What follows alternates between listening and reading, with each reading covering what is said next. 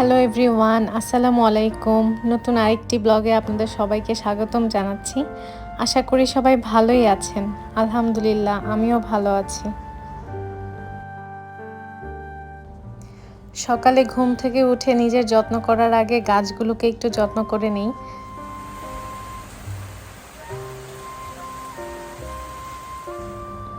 আজকে কয়েকদিন যাবৎ টানা বৃষ্টি হচ্ছে, তো আমার খুব ভালো লাগে। অনেক দিন পর এরকম বৃষ্টি হচ্ছে আর কি। তো আবার একদিক থেকে মনও খারাপ লাগে, কারণ যাদের বৃষ্টিতে প্রবলেম হয় তাদের কথা চিন্তা করলে আবার খারাপ লাগে।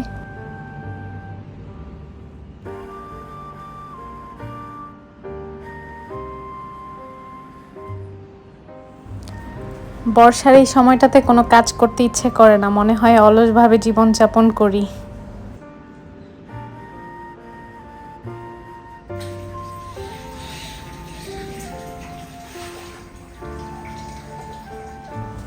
এরকম বৃষ্টির দিনে আমার ছোটবেলার কথা বেশি মনে পড়ে। যখন আমি স্কুলে পড়তাম তখন প্রায় দিন স্কুল থেকে ভিজে ভিজে বাসায় আসতাম, তারপর বাসার ছাদে যে একসাথে বাচ্চারা মিলে ভিজতাম, মানে খুব মজা করতাম আর কি। এখনও মাঝে মধ্যে মনে হয় যে বৃষ্টিতে যে একটু ভিজি, কিন্তু সেই ছোটবেলার যে আনন্দটা মনের মধ্যে ছিল সেটা মনে হয় কোথাও একটা হারিয়ে গিয়েছে। ছোটবেলায় মনে হতো কবে বড় হব, বড় হলে বড়দের মতো সব কিছু করতে পারবো, কিন্তু এখন মনে হয় কেন এত তাড়াতাড়ি বড় হয়ে গেলাম। ছোটবেলাটাই তো ভালো ছিল, অনেক আনন্দের ছিল। আমি ইউটিউবে একদম নতুন নতুন ব্লগ বানানো শুরু করেছি।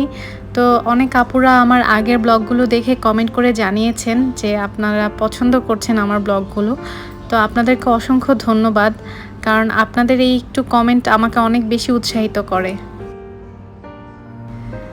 যারা আমার আজকের ব্লগটি দেখছেন, আমি আপনাদেরকে অনুরোধ করব যে একদম শেষ পর্যন্ত আমার ব্লগটি দেখবেন।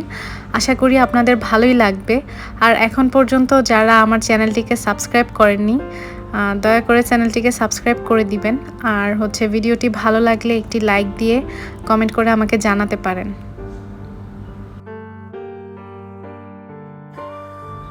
তো আজকে আমি আমার সকালের নাস্তায় শর্টকাটভাবে ফ্রেঞ্চ টোস্ট রেডি করছি।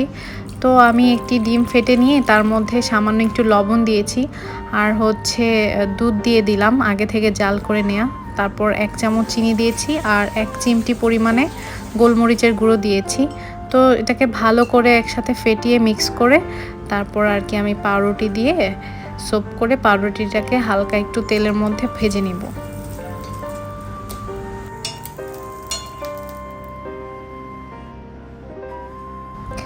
সকালের ঝটপট নাস্তায় এটা তৈরি করা যতটা সহজ, খেতে তার থেকেও বেশি মজা। আর আমার অনেক বড় আপুরা আছেন যাদের ছেলে মেয়েরা স্কুলে যায়, কলেজে যায়, তাদেরকেও ঝটপট সকালে এই নাস্তাটা রেডি করে টিফিন বক্সে দিতে পারেন। তো নাস্তা শেষ করে আমি একটু ছাদে এসেছি, যে বৃষ্টি হয়েছে গাছগুলোকে একটু দেখে আসি। ছাদে যতগুলো গাছ দেখতে পাচ্ছেন সব গাছ কিন্তু আমার না, বাসায় আরও যারা থাকেন তাদেরও কিছু গাছ আছে। কিছুদিন আগে আমি এই ঝুড়িটা কিনেছিলাম, তো ভাবলাম যে এটা আজকে আপনাদের সাথে শেয়ার করি। তো এটা আমি অনলাইনের একটা পেজ থেকে নিয়েছি। ঝুড়িটার কোয়ালিটি কিন্তু খুবই ভালো। এটা আরেকটা পার্সেল, এটার নাম ঝাড়খা। তো আমি এটা যখন ডেকোর করব তখন আপনাদের সাথে শেয়ার করব ইনশাল্লাহ।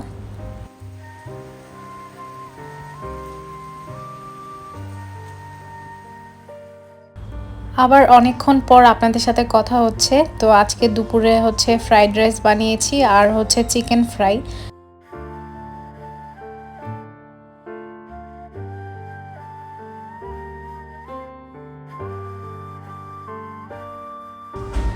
এতক্ষণ ধরে ধৈর্য সহকারে যারা আমার আজকের ব্লগটি দেখছেন তাদেরকে অসংখ্য ধন্যবাদ। আর যারা এখন পর্যন্ত আমার চ্যানেলটিকে সাবস্ক্রাইব করেননি, প্লিজ আমার চ্যানেলটিকে সাবস্ক্রাইব করে আমার পাশেই থাকবেন।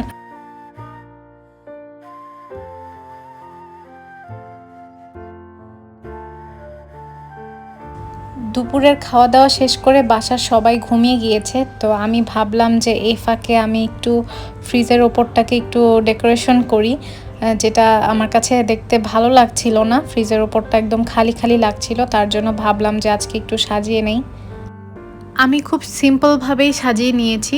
তো প্রথমে একটা বাঁশের বাস্কেট রেখেছি, তার মধ্যে একটা আর্টিফিশিয়াল ফ্লাওয়ার রেখেছি, আর হচ্ছে সাথে কাচের বোতলে একটা মানি প্ল্যান্ট রেখেছি। এতে করে একটু ব্যালেন্স হবে, কারণ আমার একদম আর্টিফিশিয়াল জিনিস পছন্দ না। এখন আমি আমার ডাইনিং রুমের এই যে তাকটা দেখতে পাচ্ছেন, এটাকে একটু নতুন করে সাজাবো, কারণ অনেক দিন থেকে এই লুকটা দেখতে দেখতে আর ভালো লাগছে না। তাই ভাবলাম যে একটু ভালো মতো ক্লিন করি সব কিছু, আর হচ্ছে নতুন করে গুছাই। তো প্রথমে আমি ওয়ালমেটটাকে ভালো মতো ভেজা টিস্যু দিয়ে একদম মুছে নিয়েছি, পরিষ্কার করে নিচ্ছি। তারপর আমি এটাকে ব্রাশ দিয়ে আর একটু ভালো মতো মুছে নিব, তাতে করে যে বালিগুলো আছে এগুলো পড়ে যাবে।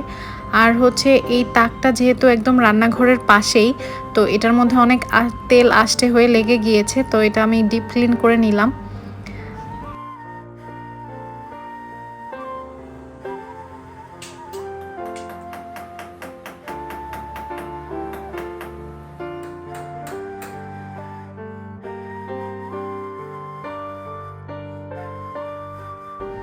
আমি প্রথমে বুঝতে পারিনি যে এই মাটির ফুলদানিটাতে এই ফুলগুলো রাখলে এত সুন্দর লাগবে। তারপর যখন রেখেছি তো আমার কাছে খুবই ভালো লেগেছে এবং খুব সুন্দর মানিয়েছে আমার কাছে মনে হয়েছে। তো আপনাদের কেমন লাগছে আমাকে একটু জানাবেন। আপনারা এখানে যে ওয়ালমেটটা দেখতে পাচ্ছেন এটা আমি আড়ং থেকে নিয়েছি, আর যে এই মাটির যে ফুলদানিটা দেখতে পাচ্ছেন এটাও আড়ং থেকে নেয়া। আর হচ্ছে এই যে কালো যে ক্যান্ডেল স্ট্যান্ডটা এটাও কিন্তু আড়ং থেকে নিয়েছি। আজকে এই ব্লগের মাধ্যমে আমি আমার পরিবারের মানুষদেরকে ধন্যবাদ জানাতে চাই, কারণ তারা আমাকে অনেক সুন্দর মতো উৎসাহিত করে যেন আমি সুন্দর করে ব্লগগুলো করতে পারি। আর আরেকজনের কথা না বললেই না, সে হচ্ছে আমার ফ্রেন্ড নিশি, সেও আমাকে অনেক উৎসাহ দেয়। আপনারা যে এখানে 2 ক্যারেট ভর্তি আম দেখতে পাচ্ছেন, এগুলো কিন্তু আমরা কিনে আনিনি, এগুলো আমার শাশুড়ি পাঠিয়েছে। এগুলো ওনার বাগানের আম। তো কিছুদিন আগেও অনেক আম পাঠিয়েছিলেন, সেগুলো শেষ হয়ে যাওয়ার পর আবার আমাদের জন্য আম পাঠিয়েছেন।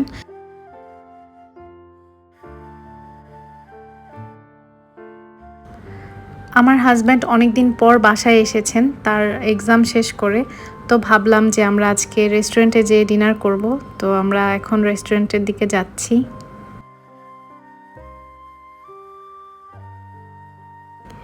এখানে এসে আমার মেয়ে তো একদমই বসতে চাচ্ছে না, সে শুধু হেঁটে বেড়াচ্ছে, এখানে ওখানে চলে যাচ্ছে। আর অনেক দিন পর যেহেতু বাবাকে পেয়েছে, সে তো মহা খুশি।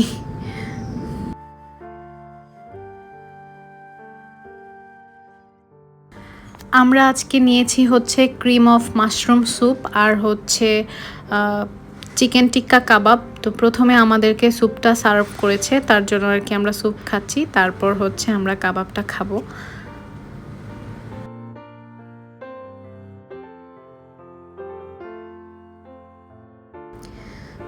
অনেক দিন পর পরিবারের সাথে এরকম একটা সময় কাটাতে আমাদের খুব ভালো লাগছিল।